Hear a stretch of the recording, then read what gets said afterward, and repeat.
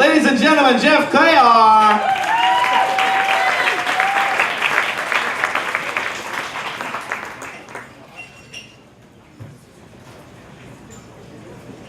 Hello. Guess I'm batting cleanup here. I'll try to keep it short and sweet so we can get to an after party, and hopefully we'll just have some fun. So I'll try and be gentle. I'm Jeff Cuellar. I'm the Vice President of Strategic Partnerships for AC Entertainment. I oversee basically what we try to do in terms of making money for festivals outside of ticket sales. So it comes to sponsorships, activations, community relations, and event engagements, which concessions, merch, all that kind of fun stuff. I'm going to kind of go through my path and how I kind of got here. I think unlike a lot of the speakers that came before me, I never in a million years was going after a gig in the music industry. Music was a part of my life though. I think Alice said it best, it was the fabric, it was the soundtrack. That's not me, that's actually my son. But I was that kid. I was the 4-year-old that would pull out his parents' records, listen to everything I could. In high school I made mixtapes for all of my friends. My collection extended well over 2,000 before I actually graduated, and that went back from 8-tracks to vinyl to tapes. Even for our senior song in high school, I put 14 songs together because I felt like there was not one song to encapsulate what high school meant to all of us. But it wasn't my path. It wasn't what I thought was going to do. It was only really what kind of meant something to me. It was a hobby. I ultimately decided to. This is going to be fun because you guys are going to see pictures completely out of order here. That's not it. Ultimately, I followed in my father's footsteps. He was a West Point grad in Special Forces, and so growing up, it was never what university are you going to, is what academy are you going to. So I went to the Coast Guard. I wanted to be Jacques Cousteau. In high school, I was kind of a science geek. I thoroughly enjoyed scuba diving and doing anything outdoors, and I was going to save the oceans. And it was something that kind of stuck with me all throughout, but I learned very quickly, I didn't like being told what to do. Kind of had a small problem with authority, and ultimately said, this is not my path. I've got to change things up, I've got to do something different, and move on. Much to my dismay, my dad was actually excited that I was getting out. He didn't want me to go to war and do all those other things. And my mother ended up following suit and being excited once I think we actually did go to war and I could have been deployed. Shout out to all the veterans and active service people here. Thank you for your service. So when I left, I was still trying to go down the path of being a marine biologist, and my mother actually encouraged me to go to a career counselor. I don't know if anyone has ever been to a career counselor before. I wouldn't recommend it, but it's not necessarily a bad thing. I had gotten into College of Charleston, Eckerd, because I wanted to go on that path. She encouraged me to do it. I took their fun like Myers-Briggs test, filled out some Scantron stuff, and it kicked back flight attendant and public relations. And no pun intended, there's definitely a ceiling on the flight attendant thing, and I thought I had more to offer to the world than that. So I said, what is PR? And didn't really know what that was and where that could take me. But after leaving the academy and then going to, let's see where we're at here, I took my talents to the University of Tennessee. Go Vols! Go Vols, yes.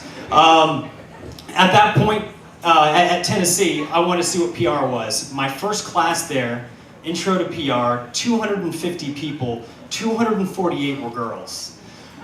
Leaving the Coast Guard, I was like, I'm in. This is it. Yeah. Music is fun, all this stuff is great, but obviously this is where I need to be because there's 248 girls here, and I've been in a small school where it's all testosterone for the most part.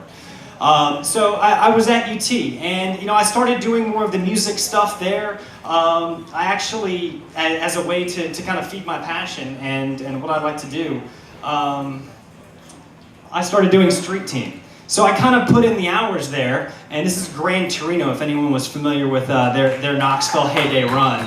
I started doing street team, and it wasn't mainly to get into the industry. It wasn't trying to rub elbows and do those types of things. I just wanted free tickets so I could take a date from one of my classes out to a show. funny enough, the free tickets that I got for one of those shows, I took my now future wife, well, my now wife of 10 years, to a Gran Torino show. That was actually our very first date there.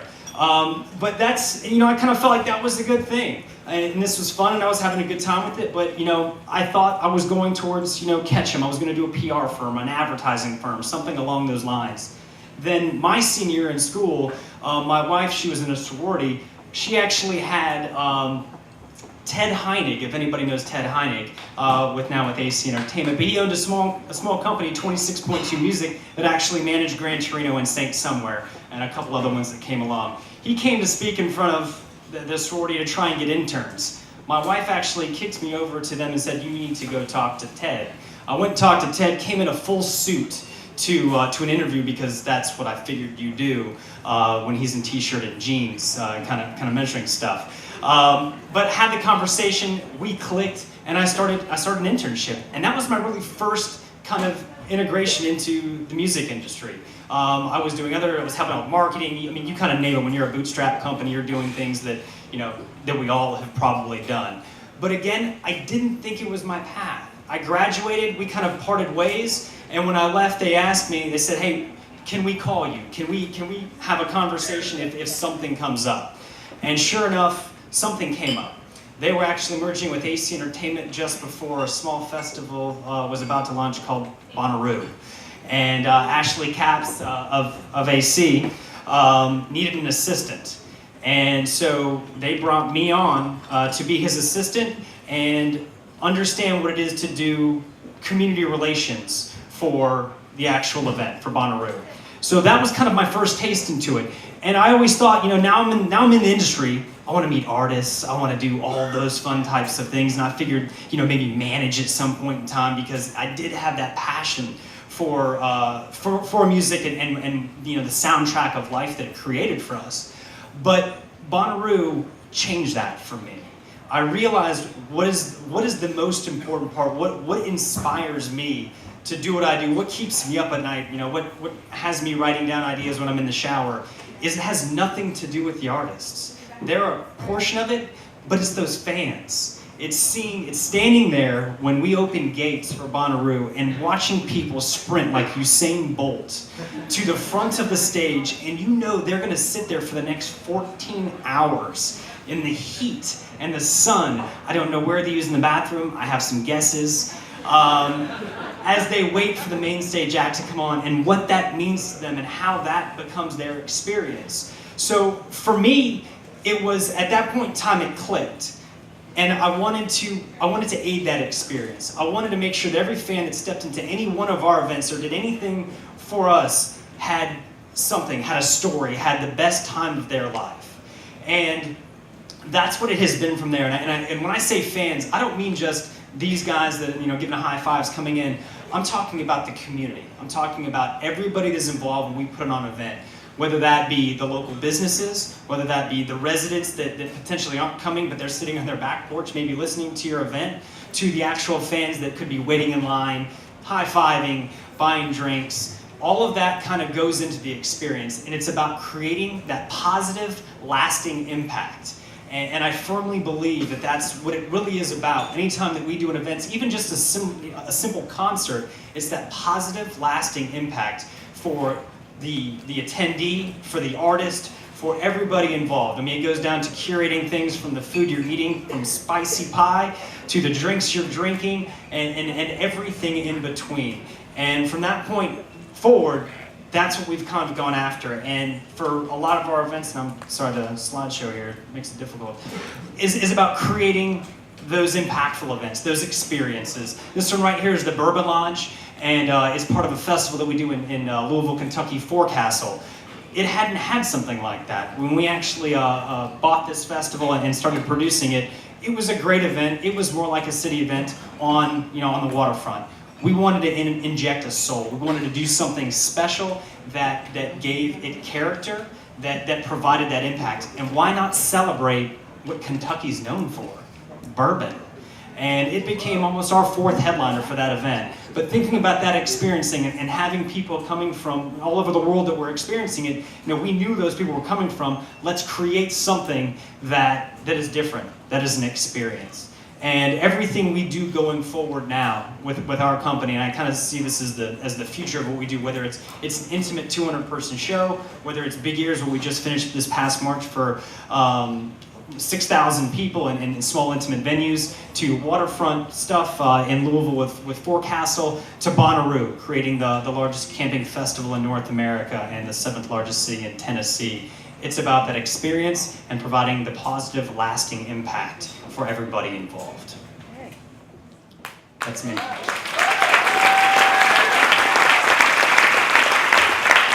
Alrighty. Jeff, you have time for a question? Sure. Alrighty. Who's got a question for Jeff out here? I know somebody does. I'm looking. Here we go. I'll take personal ones. Maybe. Yes, I do have tickets for Bonnaroo, but it's that Allie's phone number that she gave out. That's cool. Yeah.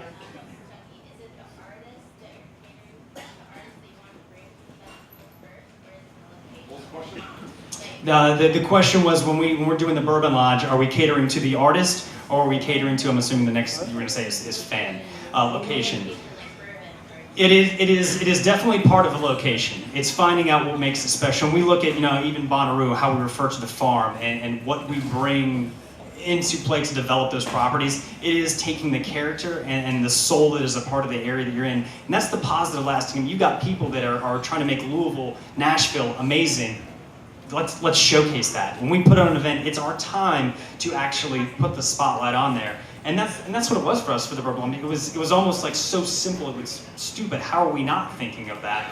And so it really wasn't, I don't want to say it wasn't for the artists, because it was for the fans, but of course we're integrating the artists into it. And artists love, who doesn't love bourbon? Who doesn't love most alcohol? And we got them to participate. And so there were ways that we were to integrate them within our local nonprofits. We actually did some other stuff called Bourbon Cares, where we had Brittany Howard from Alabama Shakes being a mixologist out there. She was actually hilarious. She's like, I have no idea what I'm doing. Handing people drinks, and they're like, it's awesome. I don't know what's in here. She didn't either. But other things along those lines. So we have the ability, when we set stuff like that up, to integrate the artists, to integrate the fans, to integrate the local community, to provide that experience and that impact. Because you want that community to be proud of what's going on. You want to say, that is ours, we own that just as much, and we support it. Because, let's be honest, you displace people, there's noise, there's traffic, there's tourists. We all hate tourists, they're annoying sometimes, but you want them to embrace it and understand the economic impact and the positivity that can come from that. All right, ladies and gentlemen, Jeff Cuellar. Thank you, Jeff.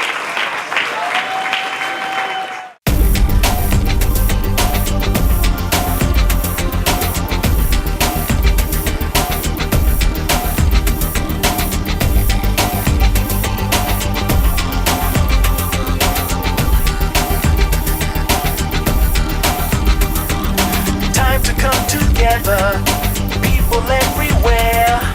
Things are getting better. Who knew that it was here? If you got the patience, keep an open mind. Things happen for a reason. This could be the time. Who knew? Who knew? Who knew? Who knew?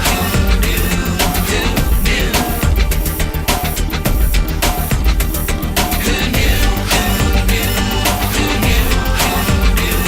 Who knew? Keep the wheels turning, progress won't be denied. Don't stop the fire burning, brilliance lives inside. Time for a solution, changes in the air.